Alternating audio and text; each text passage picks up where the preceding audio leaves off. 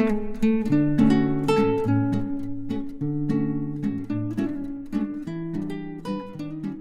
guys, good morning. So maaga tayo ngayon, maghahakot na ako.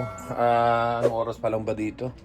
Mag-aalas 7 pa lang. Pagsilip ko kasi sa labas, dapat alas 6 pa ako eh. Ayan oh. Medyo madilim pa.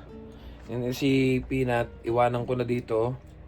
Matulog na lang muna siya kasi pag isasama ko paghahakot intindihin ko pa.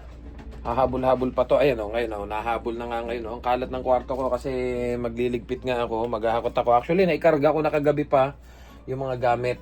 So, binalik na ako, hindi sila. Binalik ako sa 2-ship. Yung iba, 3-ship pa din. Kasi may kanya-kanya kaming sabi nga ni Jesus, nung kasama namin Mexican, kung ibabalik daw dito sa 2-ship, uuwi na lang daw siya ng Mexico.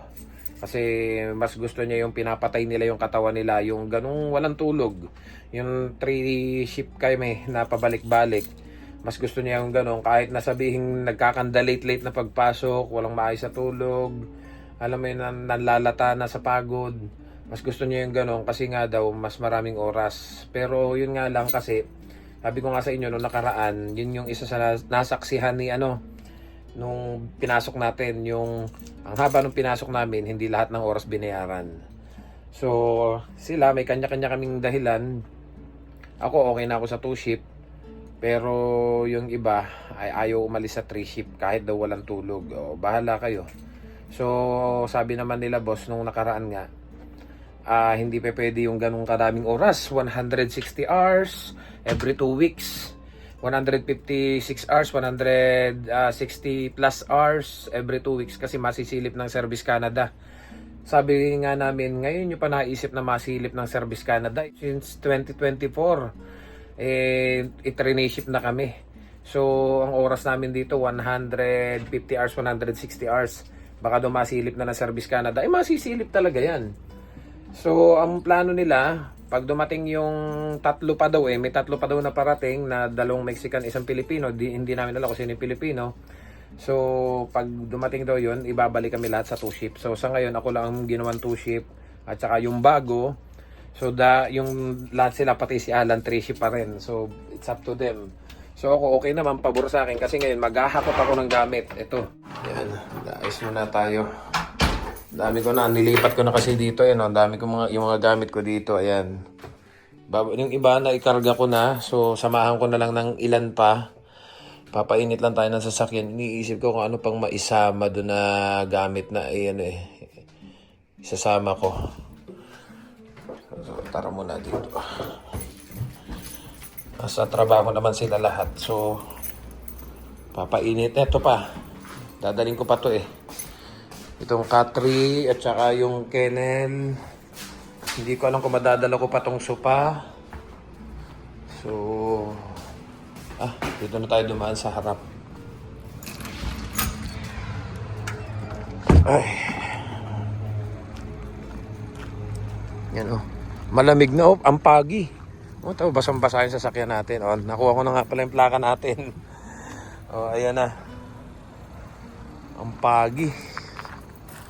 Kargado na to Actually, pakita ko sa inyo. Puno na yan.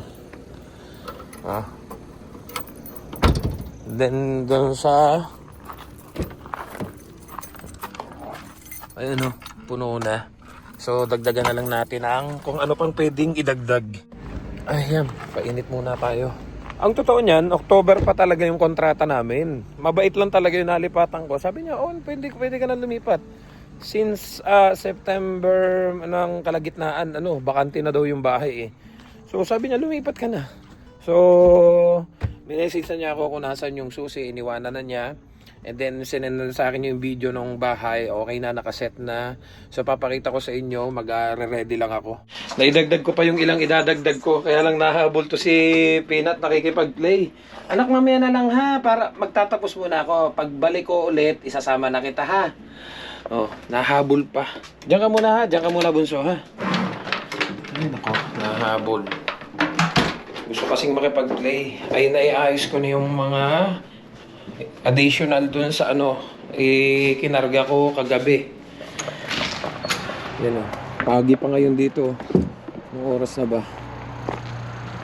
7:30. O dati alas 6 pa lang, napakasikat ng araw. Eh ngayon napakapagi. Eh nakachinelas na lang ako. Maglilipat muna tayo. Ayun o. Fully loaded na. Ayun o, may mga garbage bag tsaka yung mga box. So let's go. Fall pa lang dito pero napipil ko na yung lamig. Ay, nadyan si ano, teka, punta muna tayo kay Stacy. Nadyan na pala. Saglit lang muna ako dito sa farm. Kasi meron ako mga nakalimutang time in. Ay magka-cut off nga pala ngayon. Yun, saktong-sakto, madaanan ko na. Alam nyo, fall pa lang dito pero napipil ko na yung lamig. Ayun o, nag-yellow-yellow na yung ano, sasakyan natin. So iniisip ko, pag lumipat na ako ng bahay tapos pumapasok ako dito, so nagda-drive na ako pabalik-balik, yun ang problema. Kapag makapalang snow talagang hindi ako papasok.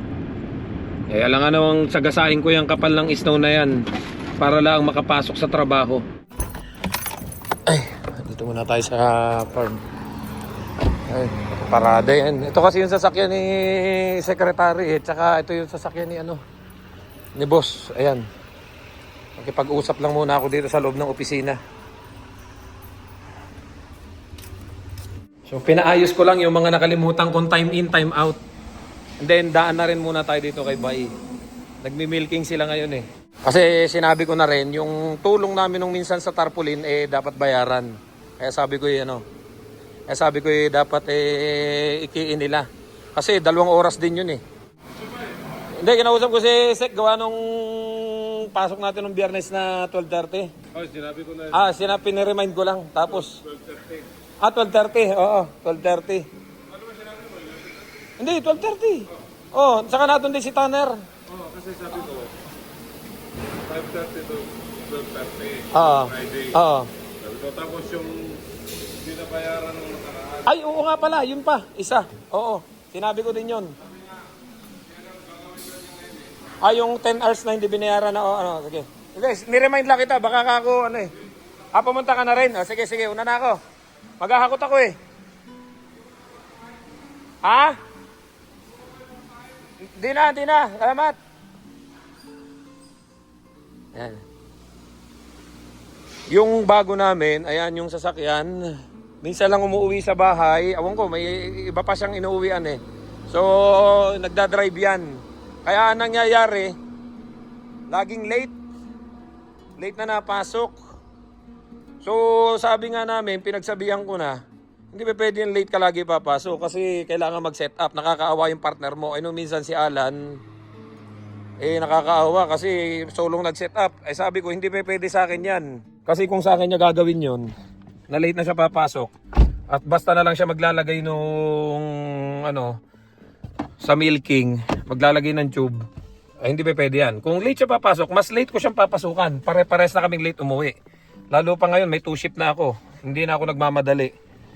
So, hindi pa pwede yung ganun. Yun ang problema kasi sa kanila. Sabi ko nga sa inyo, yun ang wala kaming maayos na sistema dito. Kanya-kanya. Ang dami kasi nagtuturo. Hindi nila bigyan ng, ito lang yung talaga magtuturo. Ito lang yung, hindi. Halo-halo yung, ang gulo.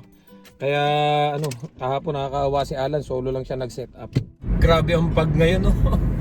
Halatang papunta na sa winter. Pero ang totoo niyan, fall pa lang ngayon. Kita nyo yun, yung pag dun sa Highway 1. Hindi na makita yung mga sasakyan. Pero ang lamig na ngayon. Kasi kanina pag paandar ka nito sa sasakyan, yung gilid-gilid may mga konti-konting yelo na eh.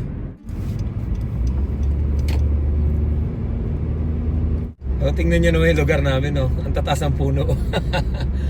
Yan. Ganda ditong mag-walk sa gilid para kay Peanut. Rinay ko na siyang i-walk dito nung tinignan ko yung bahay. Solong-solo niya. So yan, dito tayo sa kaliwa. Pipihit lang ako. Dito tayo mag-park sa gilid. Yan, yung hagdanan na yan yung papunta dun sa bahay. Yung guys, dito na tayo. So pinark ko na lang ng ganyan kasi palusong to. So ito yung problema. Yan. Itong hagdanan na yan pababa. Hanggang doon. Doon pa yung bahay na nakuha ko.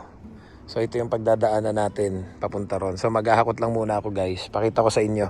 Siyempre, kasabihan ng matatanda, unahin daw ang bigas, asin, at saka asukal. So, ito yung dadaanan natin. Yan. Ito yung isa sa agreement namin na ako ang maglilinis nitong dadaanan na to. Yan. Okay lang naman. Kasi madali lang naman to linisin. Pag nag-snow, yan. Ito yung lugar. So ito yung papasok doon sa amin. And then itong patyong to, pwede pa akong maglagay dito ng ihawan. Para ano, yan. Kung napansin nyo, ayan, bundok pa yung ilalim. Yan, may mga bear, may mga deer pa dyan na tumatambay. So pasok muna tayo guys. Ito yung laundry. Yan, may ano na oh.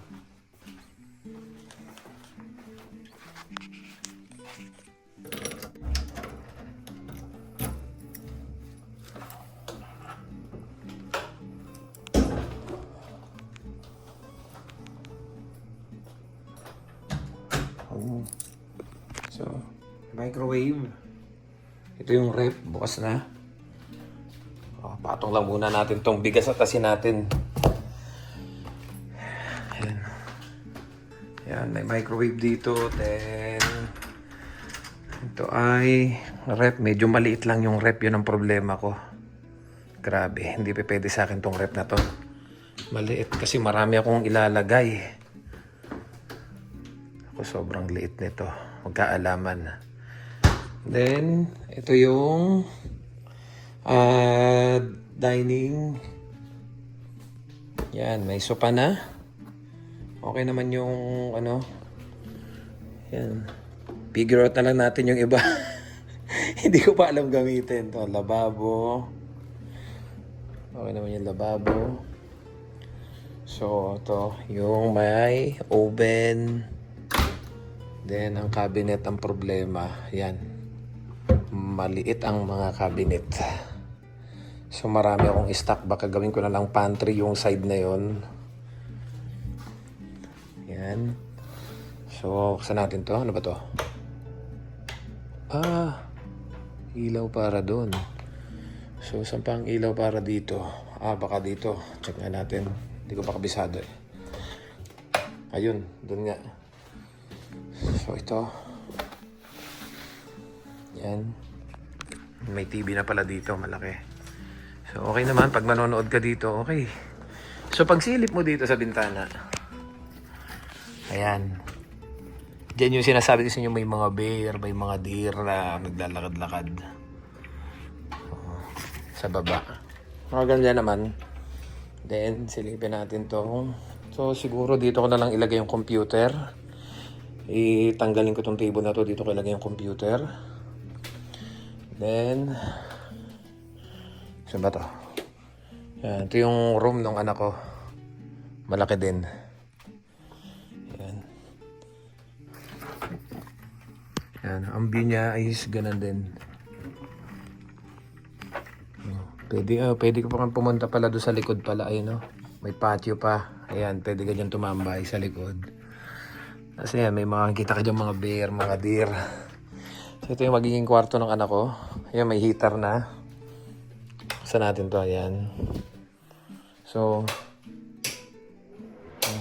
ang ganda ng ano. Malinis na. Ito yung unang bathroom. And then, ito yung sa... okay. Dalawa yung bukasan. Then, dito sa kwarto. Buksan natin. Ayan. Ito yung master bedroom. Okay. So, tinanggal niya yung mga butas dito. Ayan. So, ayan. May tambayan pa rin dito. Yun pala. May barbecue pala doon sa baba. Ayun, oh. So, pwede pala kami tumambay dito. Ang alam ko, sako pa namin to. Pwede kami dito. Yun, may payong. Pwede ako maglagay dito ng ano. Pag magibisita, pwede akong ano dito, magdala. Ayan. So, ang ganda. Pag silip mo na ang bintana, makikita mo. Yan, yung patio. So, pwede kang tumambay dyan. Kita mo yung, yung mga bear, mga deer dyan na ano. So nakakarpet to, ang problema ko kay Peanut. So lalatagan ko siya dito ng pipad. Hope na ano, ayan may ano na naman. May mga dresser na, may humidifier. Then malawak naman yung dresser. Ayan.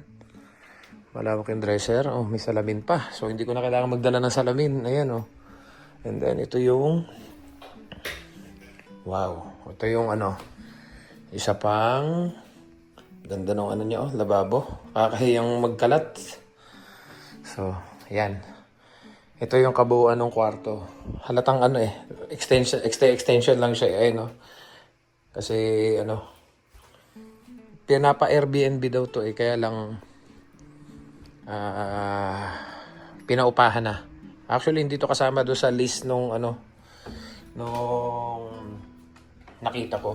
Pero pinaanohan na niya sa akin. Pinaupahan na. So okay naman, mukhang okay sa akin. Okay sa akin 'tong lugar. Maganda. So maghahakot muna ako guys kasi napakaraming pang hahakutin. Inuna ko lang tong asin, bigas at saka yung asukal ipapasok ko muna.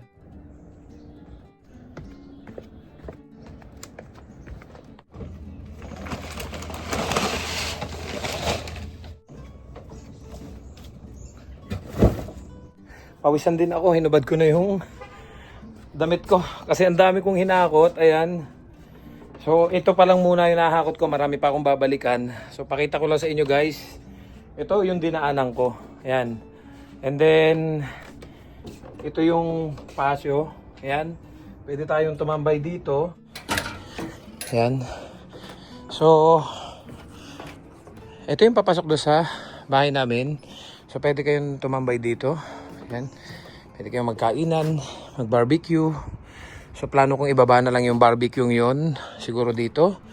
Pwede kayong mag-breakfast dito. And then look at this guys. Napo ako. Napakaganda ng view. So may pagkakataon na may mga bear, may mga deer dito. Ayan, pakita ko din sa inyo no. Ito yung likod ng ano namin. Actually hindi likod, gilid pala. Gilid ng bahay namin. So pwede ka din pumunta rito. Ayan. So pwede ko palang i-walk si Peanut dito. Kaya lang bangin na to eh. Then meron din dito silang patio. Ito yung kwarto nung anak ko. Ito yung kwarto namin. So pag pumunta ka dito, ayan, may barbecuehan din. Ayan yung kwarto namin. So may access siya papunta dun sa harapan ng bahay. Grabe yung pagod ko. Kasi ang haba-haba din yung hagdanan na ano eh, na pabalik-balik ako. Hindi na ako sanay na nagtataas baba sa hagdanan. So plano ko set upan to ng ano, maganda-ganda to tambayan. Pwede kayo magtambayan dito. So maghahakot muna tayo guys. At napakarami ko pang liligpitin. Kukunti pa tong mga nahakot ko. Ilan pa lang to. Inuna ko lang muna to mga bigas, saka yung mga groceries natin. So pasok ko na muna to dito. Yan, bungad na bungad, laundry. Yan. Then ito storage to eh. Itong dito. And then ito ay sauna bath na nila to. Tapos ito ay movie room na nila. So dito lang kami. Yan. So ito amin tong ano, shoe rack. So okay naman tong dining. Yan. Nahakot ko na to itong mga ano, pinggan, may microwave, may rep, maliit lang. So okay na yung view dito, may wall clock na ganyan. Tapos ito yung sofa. Then meron dito ang fireplace, malaki yung TV, maganda yung view, kita yung likod. So ito yung kusina. Dito ko ilalagay yung computer table ni Tutoy. So ito yung ganda nung washroom. Then ito yung kay Tutoy na kwarto. Ayan, lawak din. Ang ganda din ng view. Kita din yung likod. So pinalitan lang namin ngayon lang. Ayan. Pinalitan lang namin ngayon lang tong carpet. Ayan o. Bagong lagay yung carpet. So malawak yung master bedroom. Kita din yung ayan, may patio din dito sa likod. Ayan, ipakita ko sa inyo guys. Ayan o. Pwede kayong magkape, mag-breakfast diyan. Tapos ayan o, ang ganda ng view. Ayan. So plano kong maglagay ng TV pa dito sa loob at saka personal rep. So pakita ko na lang sa inyo. Napakaganda nung washroom dito sa loob. So naipasok ko na lahat. Ang dami ko pang liligpitin. Inuna ko lang talaga, pagpasok ko, sabi nga nila, alam mo naman tayo, medyo matandang sinauna. Sumunod lang ako sa kanila. Asukal, bigas, asin. So yun yung una ko ipinasok. So napakarami ko pang ililigpit. Ilalagay ko na rin yung ibang mga frozen natin dito sa loob ng freezer. Para may ayos na natin. Magkonting ayos lang, babalik na ulit ako kasi may pasok pa ako mamayang hapon at gabi. Buti na lang may 2 shift na ako.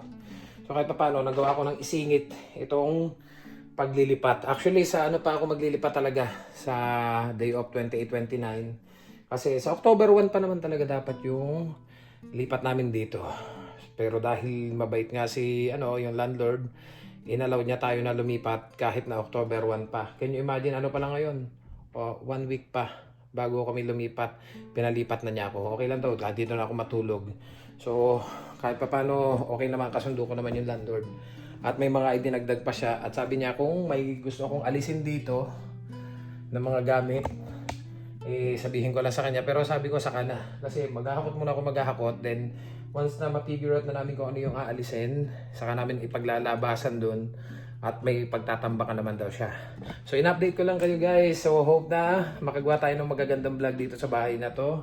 Abangan nyo sa mga susunod natin vlog. Don't forget to subscribe, like, and share this video para kita paano updated kayo sa buhay namin dito sa Canada. So, wala na tayo sa farm. Dito na tayo. Ito na yung ating bagong bahay. Ito yung bago natin titirhan. So, thank you guys for watching. Ang dami ko pang liligpitin. Abangan nyo na lang sa mga susunod natin vlog. Bye-bye. God bless.